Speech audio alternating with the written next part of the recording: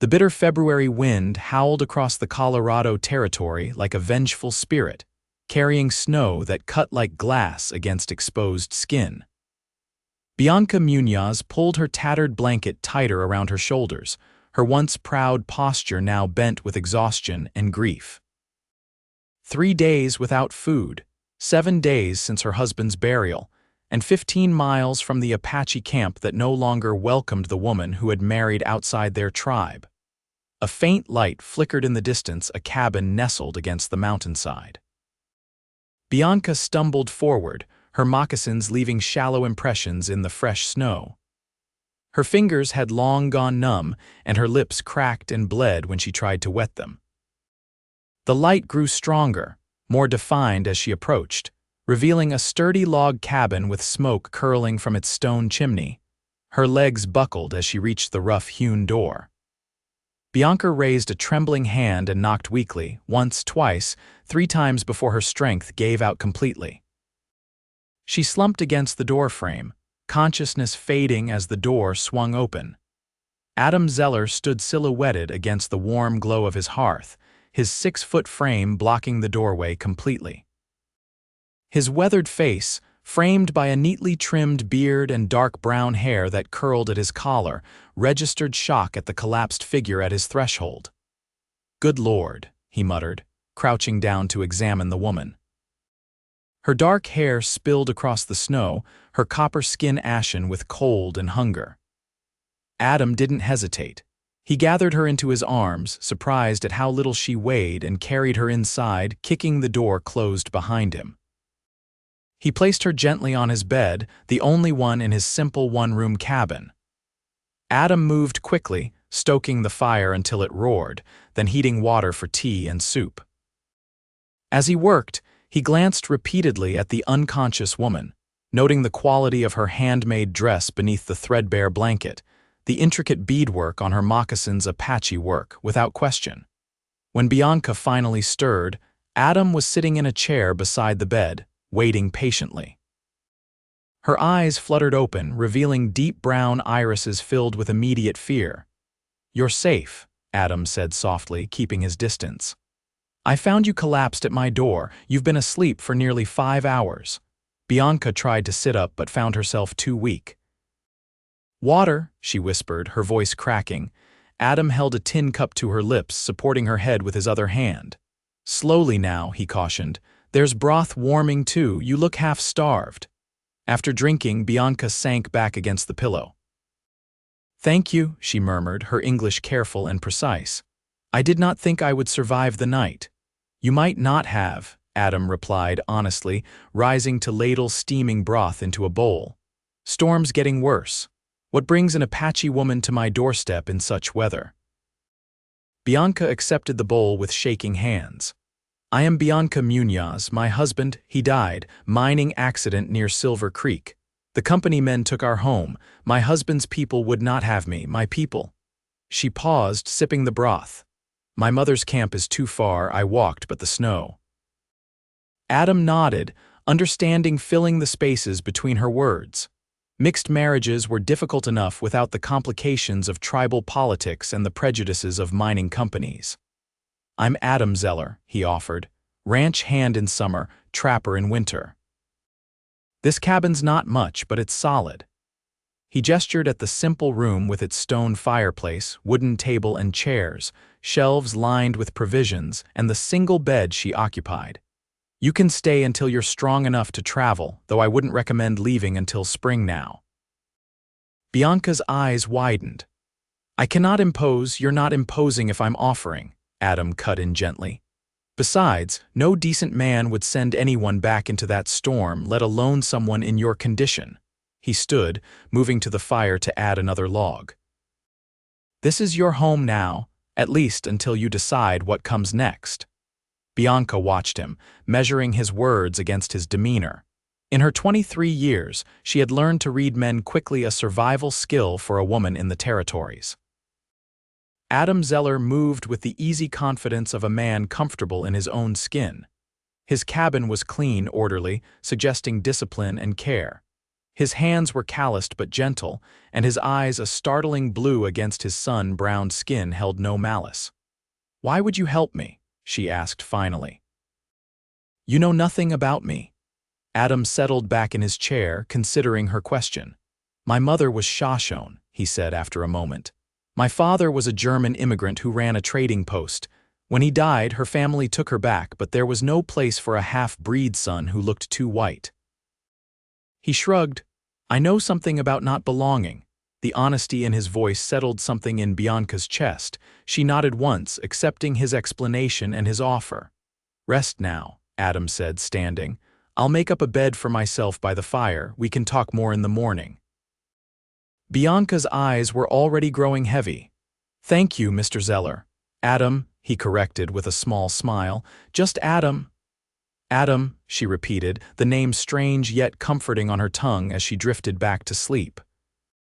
The next morning, Bianca awoke to sunlight streaming through frosted windows and the smell of coffee brewing. She pushed herself up, pleased to find her strength somewhat restored. Adam stood at the iron stove, his back to her as he turned salt pork in a skillet. "Good morning," she said, her voice still rough from sleep and exposure. Adam turned, genuine pleasure lighting his features. "You're awake, good. I was beginning to worry." He poured coffee into a tin mug and brought it to her. "Think you can stomach some breakfast? You need to eat." Bianca accepted the coffee gratefully, inhaling its rich aroma. "Yes, thank you. I feel much stronger today."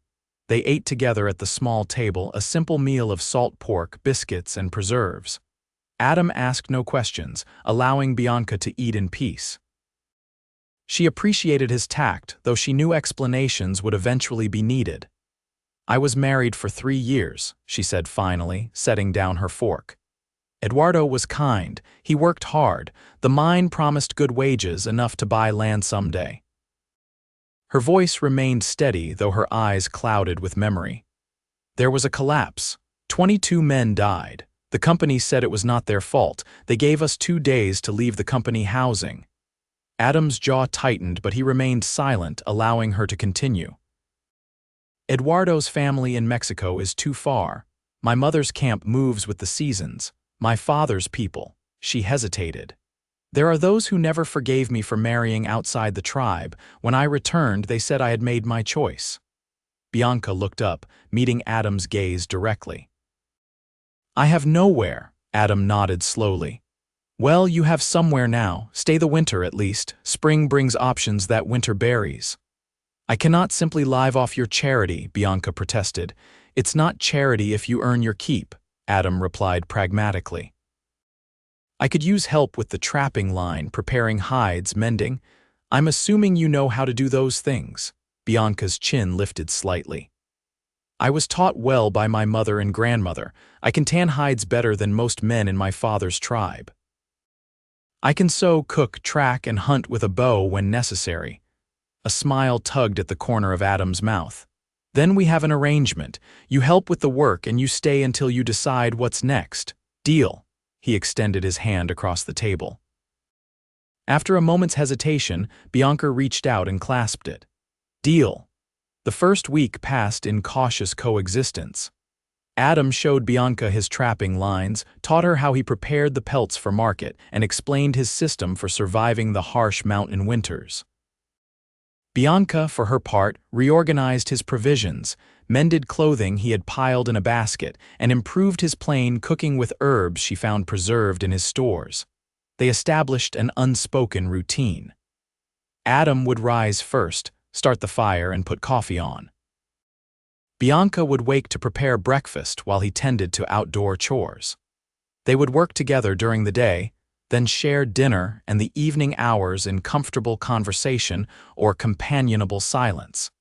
It was during these evening hours that they truly began to know one another. Adam spoke of his years working cattle drives across the territories, of saving every penny to buy his own piece of land.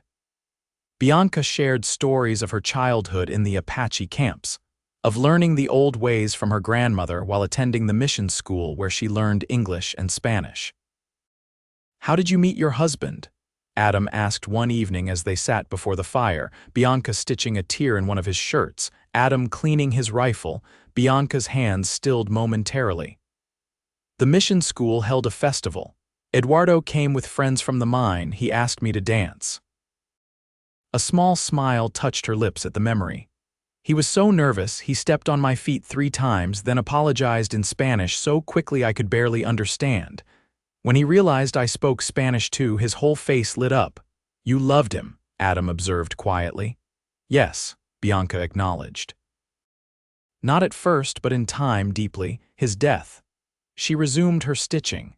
"It leaves an emptiness that follows you like a shadow." Adam set his rifle aside. "My father used to say grief is the price we pay for loving well, not much comfort when you're in it, but there's truth there." Bianca looked up, studying his face. "You speak as someone who knows this price." "My wife, Clara," Adam said, his voice softening. 5 years ago, fever took her and our unborn child in the span of 3 days.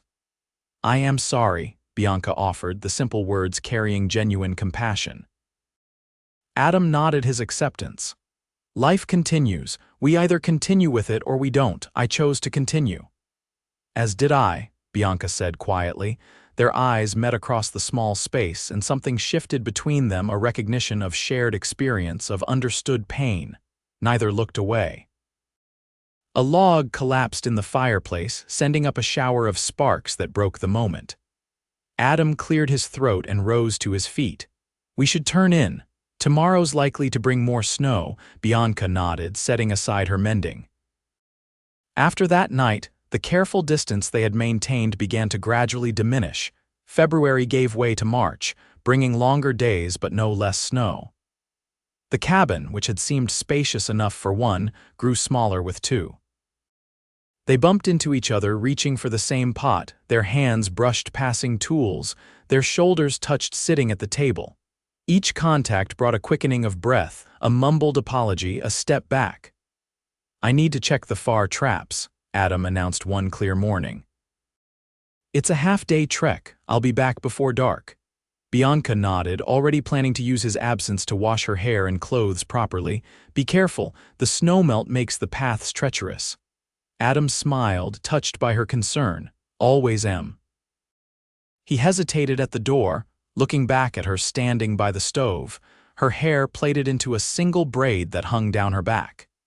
"You'll be here when I return." The question carried more weight than its simple words suggested. Bianca felt it, understood it for what it was, not just a query about her immediate plans, but about her intentions. "I will be here," she confirmed softly. Relief visibly washed over Adam's features. He nodded once and left, closing the door firmly behind him. Bianca spent the morning heating water, washing her hair and scrubbing her clothes. She hung them near the fire to dry, wrapped herself in one of Adam's spare shirts, and set about preparing a stew for his return. As she worked, she found herself humming a melody her grandmother had taught her, a love song about stars finding each other in the night sky. The realization of what she was doing and why came suddenly. She was creating a home here with him. Without discussion or declaration, they had begun building something together in this small cabin tucked against the mountainside. The thought should have frightened her. Instead, it filled her with a warm certainty. Adam Zeller was unlike any man she had known. He carried his strength lightly, wore his kindness openly, and offered respect freely. When he looked at her, he saw her not just an Apache woman, not a widow to be pitied, but Bianca. The afternoon light was fading when Bianca heard a commotion outside. She opened the door to find Adam struggling up the path, limping badly, his face contorted with pain. "Adam," she rushed out, heedless of the snow beneath her bare feet. "What happened?" "Slipped crossing the creek," he gasped, leaning heavily on her shoulder. "Twisted my knee, maybe worse." "Lost the damn traps too." Together they made it inside, where Bianca helped him to the bed. She carefully removed his boot and cut away his pant leg to reveal a swollen, discolored knee. "This is bad," she murmured, gently probing the injury. "Not broken, I think, but badly sprained." "You cannot walk on this for many days." Adam groaned, frustrated more than pained. "Perfect. The one time of year I can't afford to be laid up." Bianca straightened, determination setting her jaw. I will check the traps. Absolutely not, Adam protested. It's dangerous country and you don't know the trails well enough yet. You have shown me the maps, Bianca countered. I have watched you set the lines. I know how to track, how to read the land. I can do this, Adam. Bianca, no, she interrupted firmly. You took me in when I had nothing. You gave me shelter, food, purpose. Now it is my turn to help you. Her expression softened. Let me do this, trust me. Adam studied her face, seeing the strength and capability that he had come to admire. Finally, he nodded. All right. But you take the rifle and you're back before sunset no matter what. Promise me. I promise, Bianca agreed, already moving to gather supplies. For the next 2 weeks, their roles reversed entirely. Bianca checked the trap lines daily, bringing back whatever they had caught. She skinned and prepared the pelts under Adam's guidance, proving as skilled as she had claimed. Inside the cabin, Adam directed her from his bed, his frustration at his helplessness tempered by his growing admiration for her competence. One evening, as Bianca returned from the lines with 3 rabbit pelts and a marten, Adam watched her work with quiet appreciation. Her hands moved confidently, stretching the skins on the drying frames, her profile outlined by the firelight.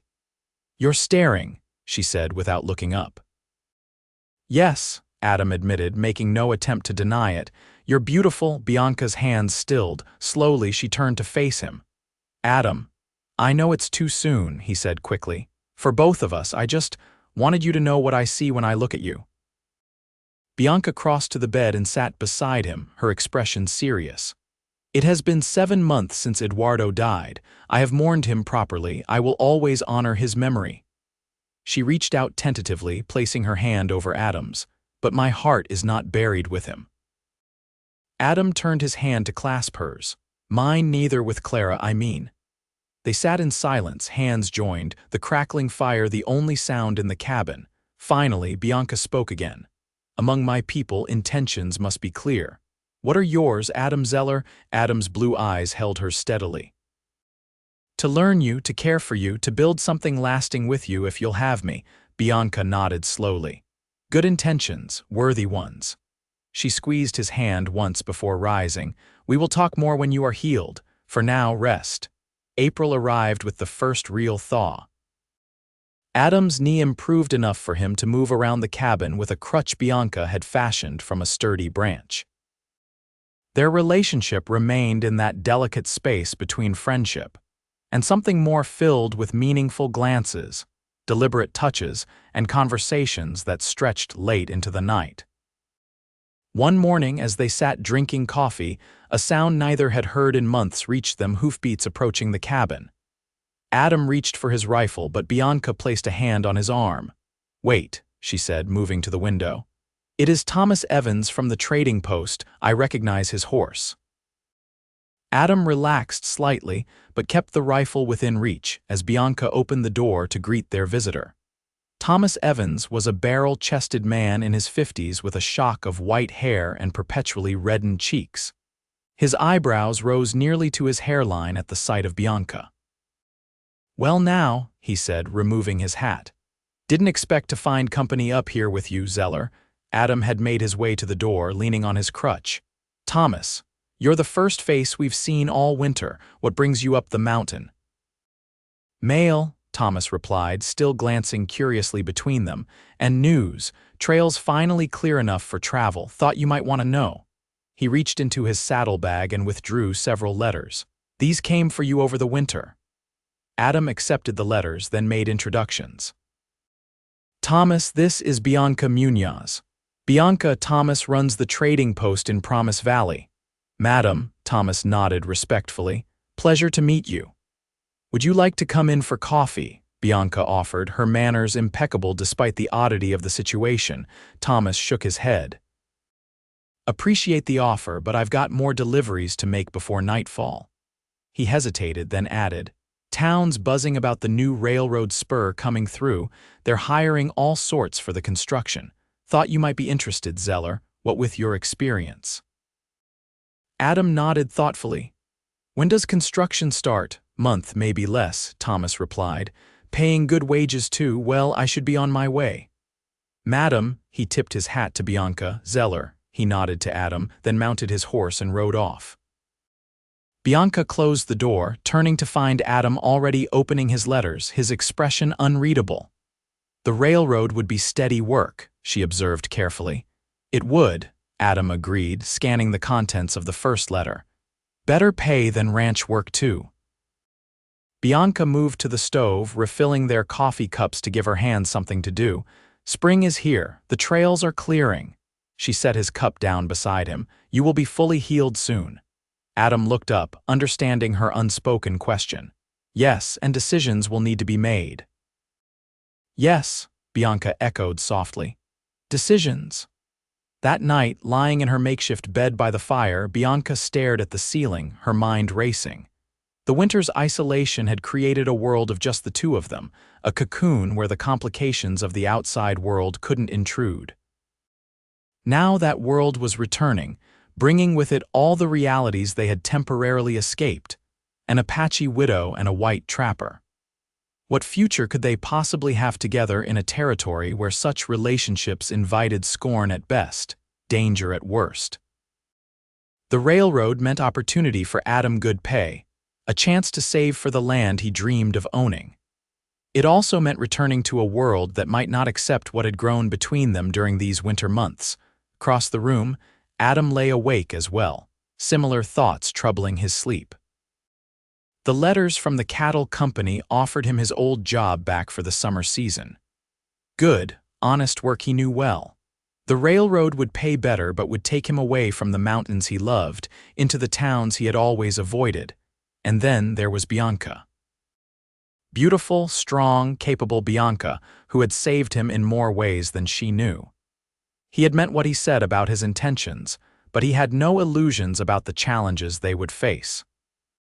Mixed marriages existed in the territories, but they existed in the shadows, often shunned by both communities. Was it fair to ask her to face that after all she had already endured, morning found them both tired and quiet, moving through their routine with distracted efficiency? It wasn't until Adam stepped outside to split firewood, testing his healing knee, that the tension finally broke. Bianca followed him out, watching as he carefully positioned a log on the chopping block. You should not strain your knee, she admonished. It needs to be tested sometime, Adam replied, raising the axe. He brought it down cleanly, splitting the log with one stroke. The railroad job, Bianca said abruptly. You should take it.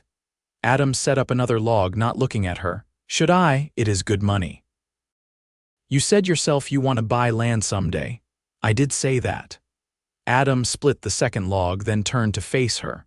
And what about you, Bianca? What do you want? The directness of his question caught her off guard. She wrapped her arms around herself, suddenly vulnerable despite the mild spring air. I want. She faltered, then straightened her shoulders, finding her courage. I want a home. I want peace. I want to wake each morning beside someone who sees me as I am and values what he sees.